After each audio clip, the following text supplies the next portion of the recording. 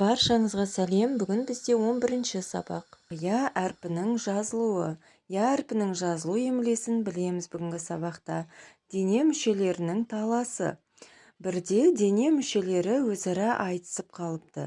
Айтысты аяқ бастапты. Одан соң қол, құлақ, көз өз пайдалары туралы айтыпты. Ең соңында мұрын тұрып былай дейді: Адам үшін мен пайдалымын. Мен болмасам, адам есті сезе алмас еді. Сол кезде адам бәрін ортаға шақырып былай депті: Босқа дауласпаңдар, адам үшін бәрінің де пайдаларың бар. Аяқ болмаса, адам баратын жеріне жете алар ма еді? Қол болмаса, адам тамақ ішіп және әртүрлі жұмыстар атқарар ма еді?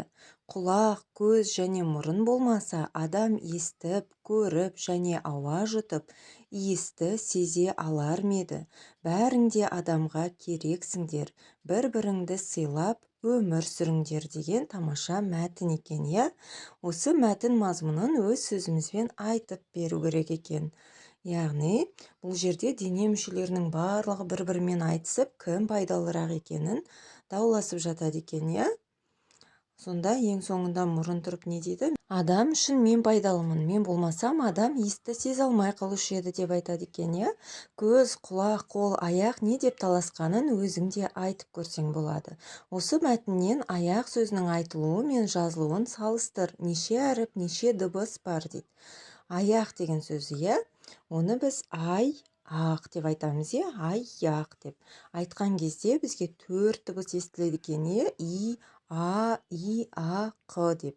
Ал жазылуы аяқ деп 3 дыбыс 3 әріп қана жазылады екен жазылғанда. Себебі И, А деген әріп екеуі қосылып, Я деген әріпке ауысып кетеді екен, иә, жазылған уақытта. Мінекей осыны есте сақтап алайық. Келесі 44-ші жаттығу. Әр сұрақтың жауабын тауып сәйкестендір. Екі көзің не үшін керек? Жақсыларды көру үшін. Екі қолың не үшін керек? Елге көмек беру үшін, иә? Құлақ деген не үшін керек? Ақыл кеңес тыңдау үшін керек екен, иә, құлақ дегеніміз. Ал аяғың не үшін керек? Туған жерге қайту үшін керек. Мінекей көздің, қол және құлақ, аяқтың не үшін керек екені қысқаша жазылып кеткен, иә? Одан да басқа пайдалары өте көп екен біздің бұл мүшелеріміздің, иә? Осы мүшелеріміздің барлығы адам баласына керек екен. Келесі мына ережені есте сақтап алайық. Сөзде я дыбыстары естілгенімен жазуда олардың орнына я әрпі қолданылады. Мысалға, мая. Біз И, А дыбысын естиміз, бірақ жазғанда я дыбысын жазамыз, я, орнына. Сая, таяқ. Мінекей осындай сөздерді қалай дұрыс жазылуын есте сақтап алайық. 45-ші жаттығу. Сөйлемдерді көркем жаз. Балқия тісін жуды, оның тісі тазарды. Інісі Аянның тісі ауырды. Енді я әрпі бар сөздерді тап. Балқия және Аянның деген сөзде я әрпі кездеседі. Я әрпі қай дыбыстардың орнына жазылып тұрғанын парталасыңа дәлелдеп бер. Жаңа өткен жаттығуда және ережеде оқып білдік, иә?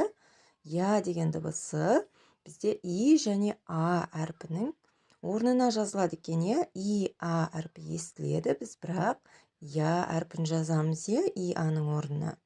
Енді осы Аянның тісі неге ауырды? Сен тісіңді немен тазалайсың дейді. Өйткені Балқия өзінің тісін жуады, тісін тазартады екен, оның тісі тазарды дейді. Ал інісі Аянның тісі ауырды дейді. Ол яғни тісін тазартпаған, иә? Сен тісіңді немен тазалайсың дейді. Тіс щеткасы, тіс пастасымен, иә, тұзды сумен тісті тазалауға болады екен.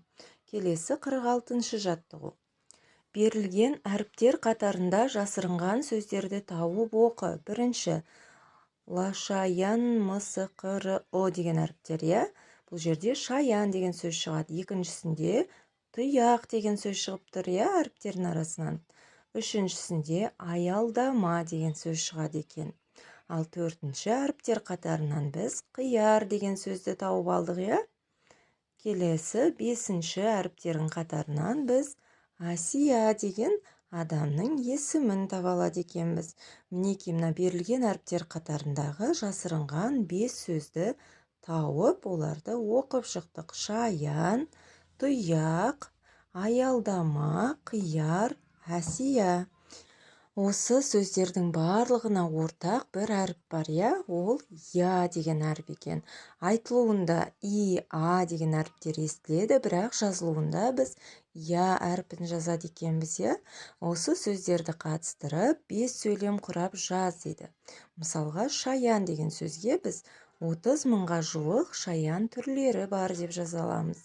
Немесе теңізде шаяндар өте көп дейміз, Тұяқ деген сөзге тұяқ қой, сиыр, жылқы сияқты малдың аяқтарының басындағы теріден дамыған өте қатты мүйізді мүше. Біз тұяқ дегеніміз не екенін түсініп, ол жайлы осындай толық сөйлем жаза алады екенбіз, Келесі 3-ші сөз аялдама. Аялдама деген сөзге былай сөйлем құрауға болады. Үйдің жанында аялдама бар. Ол жерге автобустар тоқтайды. Қияр деген сөз. Анам қысқа қияр тұздап банка жапты. Немесе мен қиярды жақсы көремін десеңдер де болады. Қиярдан салат жасауға болады, Менің апамның есімі Асия. Яғни Асия деген сөзге біз осындай сөйлем құрай аламыз, Асия деген сыныптас құрбым бар деп жазсаңдар болады, немесе бірнеше өздерінің ойларыңа осы сөздерді қатыстырып, қандай сөйлем жазуға болады, соларды да жазып қойсаңдар болады. Бүгінгі сабағымыз осымен аяқталды. Каналға тіркелмеген болсақ, тіркеліп алайық. Келесі сабаққа дейін